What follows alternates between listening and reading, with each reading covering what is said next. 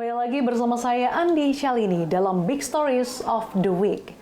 Di segmen sebelumnya kita sudah saksikan bersama berbagai insiden yang dialami oleh Pertamina Group akhir-akhir ini yang berpotensi mengganggu pasokan BBM.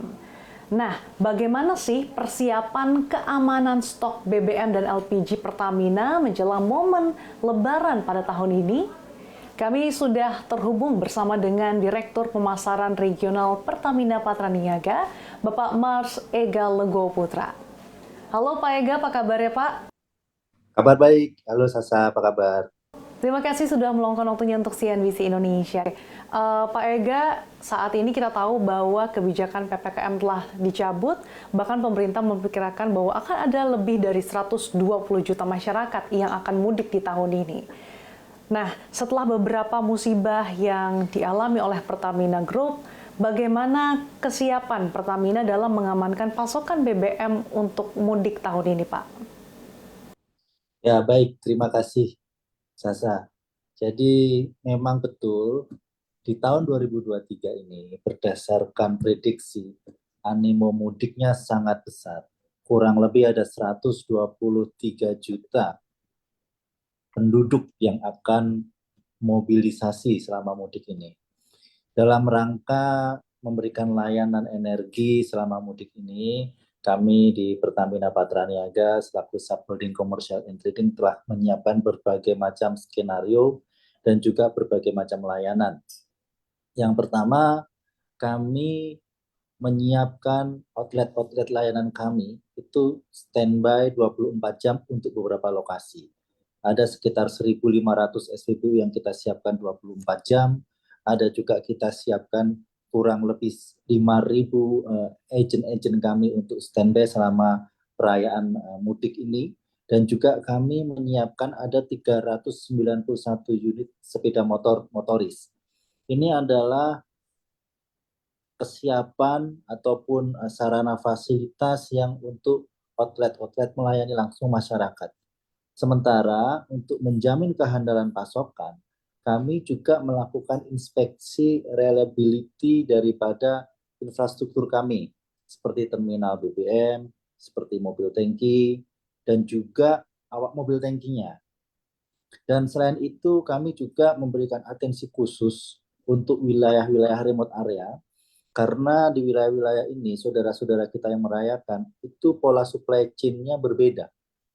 Di pulau-pulau terpencil, di pegunungan, jadi kami harus meningkatkan dulu buffer stoknya.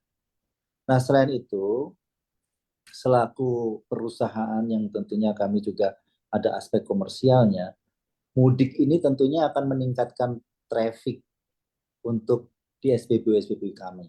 Oleh karena itu kami juga ada program-program promo di SPBU ini. Nah, untuk meningkatkan loyalitas customer juga, kami juga ada layanan tambahan di SPBU ini. Layanan tambahan ini ada nanti semacam mini klinik lah, seperti itu, untuk short medical check up, seperti itu. Dan juga kami juga memberikan layanan takjil di beberapa SPBU. Iya. Pak Ega, tapi dengan adanya berbagai insiden yang dialami oleh Pertamina Group dalam waktu sebulan terakhir, apakah ini cukup mengganggu Pak untuk mengamankan stok BBM Pertamina, khususnya untuk persiapan menjelang mudik Lebaran tahun ini? Di dalam memberikan layanan, kami ini mempunyai pola reguler, alternatif, dan emergensi. Jadi pada saat pola reguler itu terganggu, kami mempunyai skema alternatif. Beberapa kejadian insiden kemarin memang sempat pada saat terjadi insiden beberapa hari kami menggunakan pola supply alternatif. Tetapi yang kami pastikan adalah kami berusaha maksimal untuk memberikan jaminan kepada masyarakat layanan energi ini tetap berjalan dengan baik. Dan pada posisi hari ini kami sampaikan bahwa pola layanan supply chain yang kami lakukan adalah pola yang reguler. Artinya dari sisi operasional kami beroperasi secara normal. Oke, jadi artinya sudah ditegaskan tidak ada pengaruhnya ya Pak terhadap stok BBM Pertamina, khususnya dalam persiapan mudik tahun ini ya? Alhamdulillah sampai dengan saat ini persiapan berjalan dengan sangat baik. Dan mohon doanya agar semuanya berjalan dengan baik sesuai dengan rencana. Oke, Pak Ega, selain tadi yang Anda awal sebutkan terkait dengan outlet-outlet diantaranya 1.500 SPBU yang disiapkan 24 jam, kemudian inspeksi dan juga fokus pada wilayah-wilayah yang remote, sebetulnya sebagai langkah antisipasi berapa nih Pak stok ataupun tambahan BBM yang disediakan Pertamina di momen mudik kali ini untuk masing-masing jenis BBM-nya? Jadi pada posisi hari ini, stok di depo kami rata-rata Pertalite itu ada di 18 sampai 20 hari. Solar ada di 20 sampai 21 hari. Nah, yang kita lakukan build up stok selain di terminal adalah di SPBU sesungguhnya.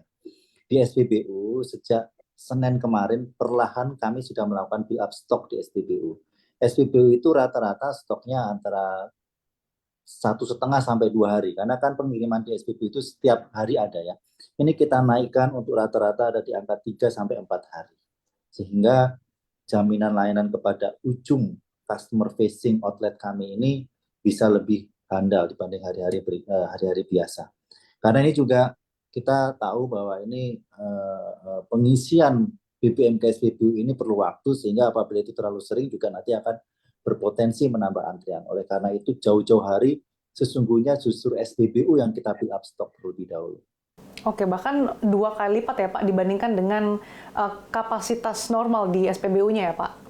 Betul, karena kami mengejar nanti kalau traffic di jalan tol atau di jalan-jalan utama itu sudah terlanjur penuh, tentunya kecepatan pola pasokan mobil tangki juga akan sedikit terhambat. Jadi kita harus curi start terlebih dahulu. Selain kami juga menyiapkan lokasi-lokasi titik-titik kantong mobil tangki. Jadi mobil tangki itu kita standby-kan di titik-titik tertentu. Di mana saja tuh Pak lokasinya? Ini sangat dinamis, karena kami masih melihat nanti pola pergerakan masyarakat seperti apa. Kita kantong ini akan mengikuti pola pergerakan kebutuhan daripada mobil-mobil masyarakat yang melakukan mudik ini. Oke, Pak, berkaca pada mudik-mudik Lebaran yang sudah dilaksanakan pada tahun-tahun sebelumnya, apa sih Pak pelajaran yang mungkin akan dilakukan Pertamina di tahun ini untuk mengantisipasi supaya tidak terjadi kelangkaan pasokan? Ya, jadi begini, pola mudik tahun lalu itu adalah awal-awal ketika PPKM mulai dilonggarkan. Nah, terjadi peningkatan demand yang cukup signifikan secara mendadak. Tetapi sesungguhnya tidak banyak, tetapi shocknya cukup besar. Karena kan dari yang mungkin selama 2 tahun nggak mudik, tiba-tiba mudik. Itu tahun lalu. Kalau kita berkaca pada kondisi Natal, tahun 2022, Natal tahun baru, itu situasinya peningkatan demandnya cukup signifikan, tetapi pola pergerakannya adalah masyarakat lebih sering ke wilayah-wilayah pariwisata. Nah, seperti Bali dan lain-lain itu menjadi salah satu demand yang cukup signifikan peningkatannya. Kita memprediksi kondisi Satgas ataupun Lebaran Idul Fitri tahun ini itu kombinasi dua-duanya. Jadi mobilisasi mudiknya iya, kondisi wisatanya iya. Ini harus kita antisipasi. Oleh karena itu kami juga mengidentifikasi lokasi-lokasi pariwisata sesungguhnya di dalam menjamin kepastian pasokan energi ini. Lokasi pariwisata dan juga kami mengantisipasi lokasi-lokasi yang rawan bencana. Karena kemarin ada beberapa wilayah yang memang kondisi cuacanya cukup ekstrim sehingga kami juga agak kesulitan melakukan pasokan. Nah, ini sudah kita mapping. Begitu saja. Oke, Pak, sebagai langkah antisipasi terkait dengan kelancaran distribusinya nih Pak, bagaimana dengan ketersediaan armada distribusi? Berapa personel serta armada yang disiapkan untuk mengamankan pasokan BBM?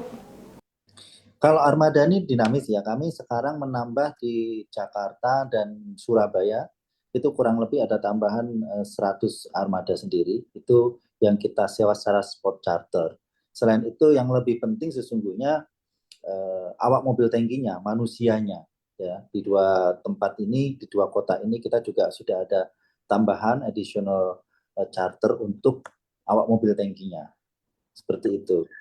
Dan selain itu untuk di wilayah Jawa Tengah, karena di wilayah Jawa Tengah ini adalah wilayah yang terkena 2 kali arus ya, itu juga ada khususnya di sekitar Boyolali, Semarang, ada area-area yang kita pergunakan untuk tempat istirahat para awak mobil tangki, sehingga mereka juga bisa terjaga kondisinya. Oke, artinya trafficnya juga cukup tinggi di daerah situ ya Pak ya? Cukup tinggi. Kalau Jawa Tengah cukup tinggi karena dia kena arus dari timur, dari barat dan nanti kembalinya dia kena arus dari timur. Pak Ega, Kepala BPH Migas ini kan mewanti-wanti, meskipun dari segi suplai memang aman, tapi ternyata situasi di lapangan terkadang ini kan bisa tidak terduga ya Pak, bisa terhambat karena cuaca ataupun karena logistik begitu. Nah, bagaimana antisipasi dari Pertamina Patraniaga terkait hal ini? Dan titik rawan mana saja nih Pak yang akan mendapatkan perhatian khusus dari Pertamina Patraniaga? Ya, untuk titik rawan ada beberapa lokasi ya.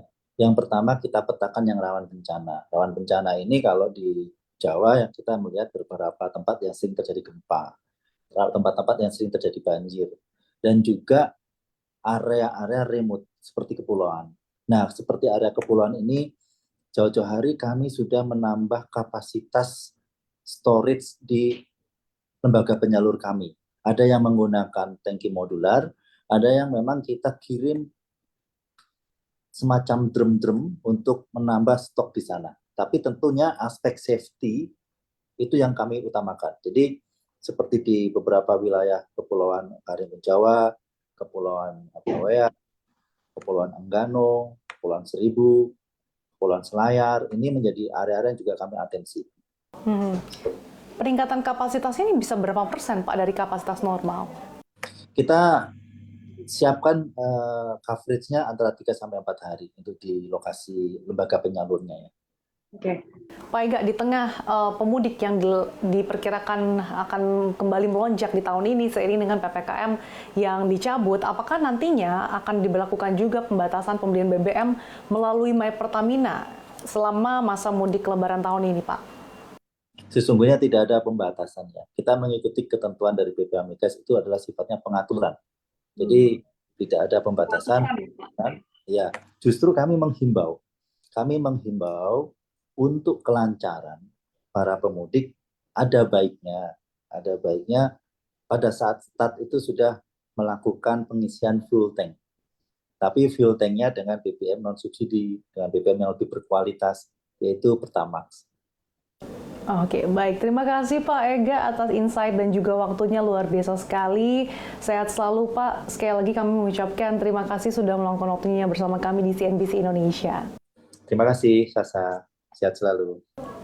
Dan pemirsa, dialog tadi sekaligus menjadi akhir dari tayangan Big Stories of the Week. Saya Andi Shalini pamit undur diri. CNBC Indonesia, Beyond Business.